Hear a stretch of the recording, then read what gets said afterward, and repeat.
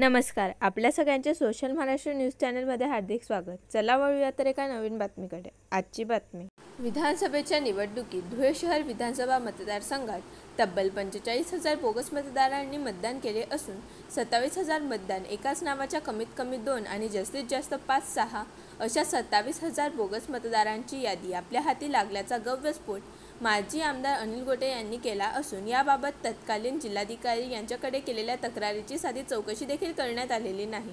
तसेच बोगस मतदान करून घेण्यासाठी BLO यांना प्रत्येकी 20,000 रुपयांची बिदागी देण्यात आल्याचा आरोप देखील अनिल गोटे यांनी यावेळी केला.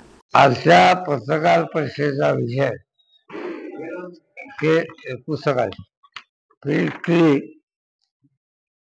विधानसभेमध्ये 45,000 इतकं बोगस मतदान झालं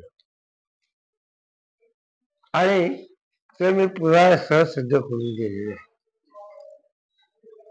एकेका नावाची एकच नाव, एकच पत्ता, एकच वय, 6-7 नावं आहेत त्याच्यामध्ये.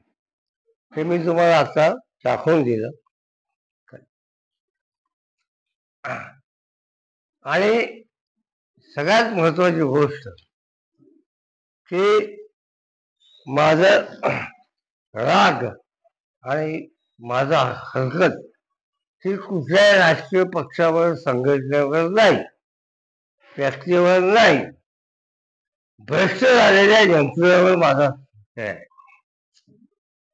जसं निवडणूक आयोगावर सगळेजण टीका करतात, तसं माझं म्हणणं की धुळ्याची सगळी निवडणूक यंत्रणा ही भ्रष्ट झालेली होती आहे.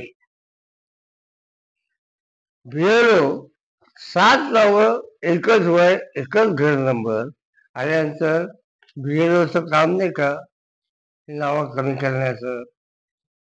काय आलं लक्षात? तर याच्यामध्ये BLO पासून जिल्हा निवडणूक निर्णय अधिकारी म्हणजे कलेक्शन पर्यंत सगळे लोक भ्रष्ट झालेले आहेत, सगळे लोक जबाबदार आहेत.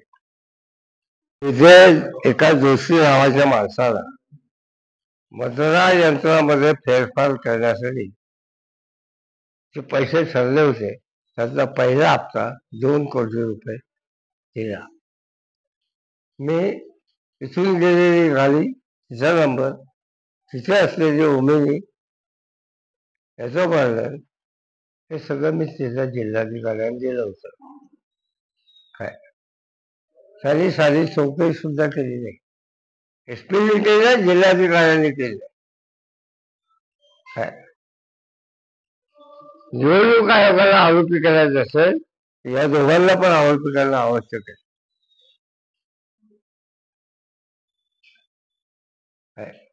बातमी आवडल्यास चॅनलला लाईक व सबस्क्राईब करा व दररोज अशा नवनवीन बातम्या पाहण्यासाठी चॅनलला फॉलो करा. धन्यवाद.